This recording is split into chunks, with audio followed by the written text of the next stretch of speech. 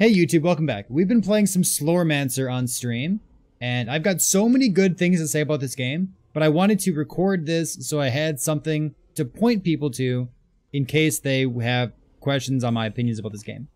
So, first of all, this game's awesome. It's totally great. Some people have compared it to Chronicon. I think it's a bit more in-depth than Chronicon is, but suffice it to say, I've got a lot of good things to say about this game. Before we just talk about everything I like about the game, let me give you a rundown, okay?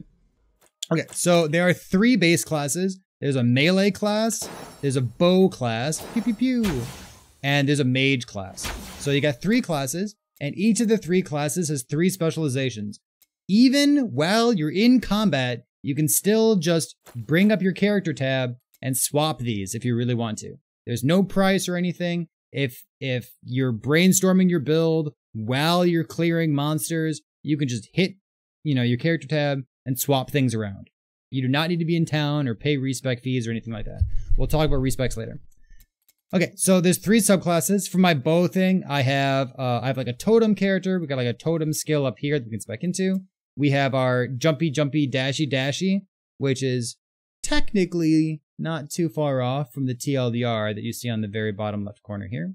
And then we have our tumble skill here. And then we also have the Mistwalker skill. TLDR, you can become invisible. It's kind of cool. So, as you spend time in each of these specializations, you will level up their specialization skill, which is kind of like a meta skill, and sometimes it also like affects the totem you put down. Or sometimes your meta skill for tumble, sometimes like affects tumble itself, like, every time you tumble, you put down a dagger, every time you tumble, you put down a trap, and sometimes it has like meta progression, where like your crit chance is lucky, or you deal extra damage to isolated enemies, where it doesn't necessarily affect the tumble itself, but it's like your character overall.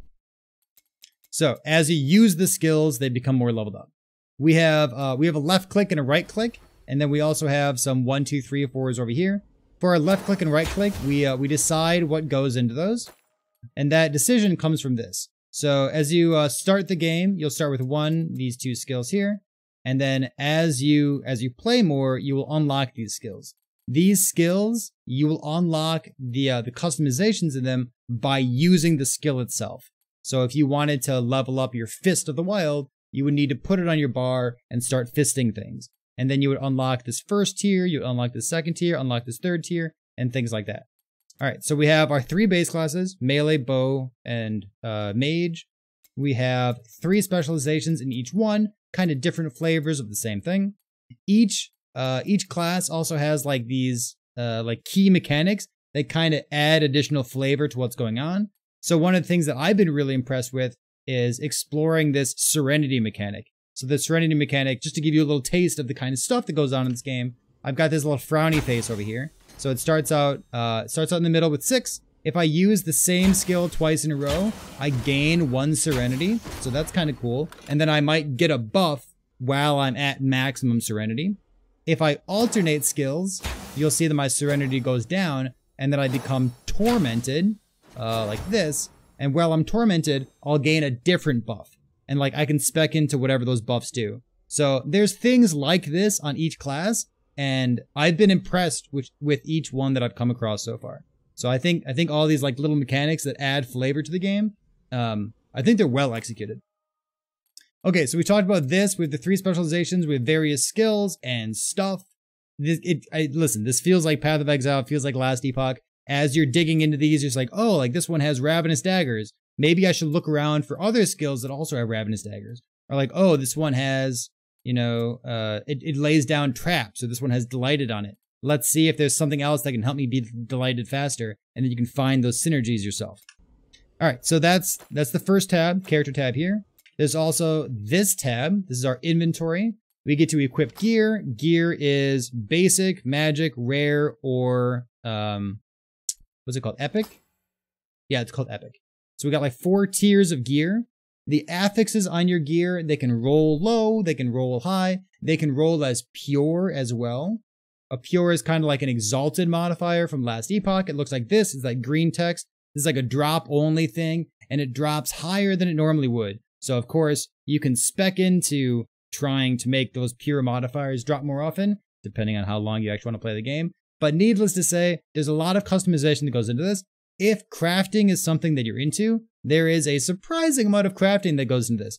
For a casual playthrough, the crafting doesn't get in the way, which I think is an excellent feature of this game, that it plays both well as a casual game, and then if you want to invest time into it and really find something busted, there are mechanisms for you to find busted stuff. Every good game has a loot filter as well, as long as we're looking at these modifiers here. You'll see that as I hover over these tabs, this is like all the different affixes that exist. Some of these have little red dots next to them. As I put a red dot next to something, it means that it will show up on my loot filter. The loot filter, I'm going to click on this button down here, this Filter Otron 3000 MK2, which is a fancy name. It's available at all times. So I can just like come in here and I can hide all the normal items, hide all the magic items, and you can play with this as you see fit. Highlighted stats, if you want to hide everything unless it has a highlighted stat, those highlighted stats just refer to what I was putting a red check mark next to previously. Okay, so there's some cool stuff going on here. Let's not dawdle too much, but we can take a look at the weapons. You unlock weapons by playing the game. You just find them on the ground. Some of them are Pokemon, and they evolve to stage 1, 2, and 3. Some of them are far-fetched, and they only have one evolution, so it just kind of is what it is. But each of these weapons seems to have like a specific playstyle along with it. So let's take a look at this one real quick. This is like my mana harvesting bow. I'm not using it right now, but it is kind of cool. It has a bunch of mana leech, a mana leech multiplier on it, and then it has an active skill that if I use it, I can gain raw damage for a duration based on how much mana I'm harvesting. So it has like a playstyle built into it. Maybe I could use this, maybe I could build around it, maybe I could make something cool happen. It seems a bit RNG to find these bows. So like if you don't have the right weapon, maybe you can't mimic somebody else's build that you find on YouTube or something. But again, for a casual playthrough, or even for like a playthrough, like I want to say degenerate, but let's use a different word. For a try-hard playthrough where you're going to invest a lot of time, if you find a bow, you're like, okay, here's the gears are turning at this point. How can I really build around this? Maybe I'm going to use the Bow of Ferocious Affinity, where a percentage of my maximum mana becomes raw damage. So now instead of just raw damage, I can also build mana on my gear, and I can do these other things. So you can see how there's some synergies there. We had the inventory, we had the weapon tab, and now we have this. We have a whole bunch of stats on the left side here. You can hover over these and see, roughly speaking, what's going on. This is the armor, max life, tenacity stuff. This is the raw damage, overdrive, crit damage stuff. And then each of these kind of has some affiliations there. You'll see that there are breakpoints as well. So if you invest at least 5 points, you'll get this base critical strike chance. Noteworthy, there's base crit. I don't think there's any % increased critical strike chance. So there's only base critical strike chance. And then like for 15 points, we get crit damage for each enemy within 2 yards, within a small radius of us. Some of these other ones I can hover over just to give you a taste is whenever you deal crit damage, you gain 1 life on hit. And then for every 1 point after this for the next 5 seconds. Maybe this one down here says increase area of effect if you have less than 20% mana. There is low life in this game. There is low mana in this game. If you're familiar with Path of Exile, how you can reserve your mana with auras or with heralds, that kind of reservation stuff exists in this game as well, both for life and for mana. You can explore that on your own if you want to. There's some totem stuff here, and then this red one across the bottom has some kind of like magic find, slorm find, things along those lines. So I'm currently investing as heavily into this as I can because there's some stuff that I'm trying to mess around with. But at other points of this character, I had 10 points over here, 15 points here, and then 20 points here. So you can mix and match, or you can just try to, go ham in one category. Let's talk about this tab next. If you're familiar with Path of Exile, wow, this got some big Path of Exile vibes to it. So what happens? We start in the middle. We have some ancestral stones that we unlock along the way. I think there's only 4 ancestral stones right now that exist in early access, but hopefully we'll get more of those later on because there's some stuff that I want to try out. So as you look around this, you'll see that there's a loot filter, or so not a loot filter. You'll see that there's a search bar. You can search for like raw, and maybe there's some raw damage stuff that you want. Maybe you're curious what the word inner flame means. So you search for inner flame and you see like there's some inner flame synergy. Maybe there's an inner flame thing here. Maybe you're interested in doing like an elemental build. So you want to see everything that's elemental. So just to see, like, is there something that I can spec into? So as you place your ancestral stones, you gain access to everything that's on the inside. Noteworthy that if I were to spec, if I put an ancestral stone here and gained access to this circle, you gain both of those things. So like you need to spend Slorm in order to take advantage of them. But as long as you have this as long as you have one of these circles highlighted, you do gain access to everything that's on the inside. So you can just spec into both of those things, which is kind of cute. It's like an incentive to get to that point there. So this is what I have. Let me walk you through that real quick. I spent a whole bunch of Slorm to level this thing up. So this has attack speed, armor penetration, elemental penetration. For this, I've got both of these here. I guess we can invest in this real quick. Let's get that just for good measure. We have some magic find, some gold find, life gain on hit, mana gain on hit, and then I came all the way over here for this thing. So I create shields periodically, and then whenever I hit an enemy, the time to create another shield is reduced. So I'm using this as like my layer of defense. I think it's pretty cool. It's not the only thing that I want to do, but I do think it's pretty good right now. Is Slormancer a good game?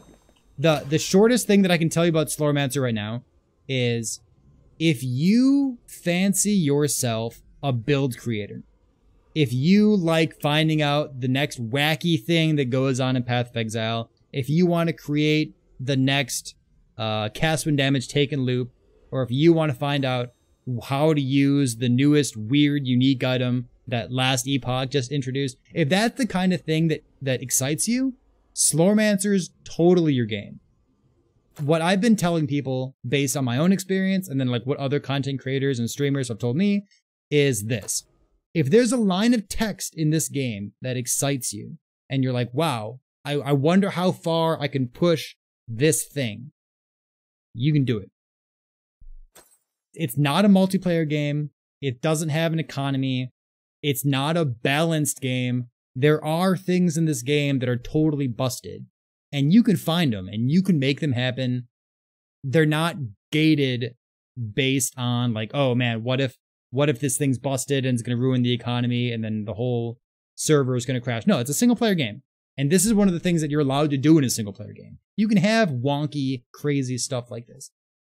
And you know, because I play so much Last Epoch these days, and because I played so much Path of Exile in the past, having a game like this, that's just like, it's good for a casual playthrough. It's good for a deep dive if you want to invest more time on it. There is wacky stuff waiting to be found. I like it. And honestly, I'm really excited for this game to come out of early access. I want more of these Ancestral Legacies. There's 2 pieces of endgame right now. There's going to be at least 5 when this game fully releases. I suspect that when this game comes out for full release, it's going to be like a cult classic style game.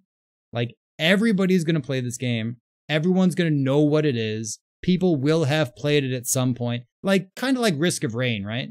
Like even if Risk of Rain's not your favorite game, everybody knows what it is. Everybody's popped off at least once. Everyone's blown up the entire map with a bunch of proc chains or something. Like, I think Slormancer has a lot going for it. And I also think it's a bit underrated right now.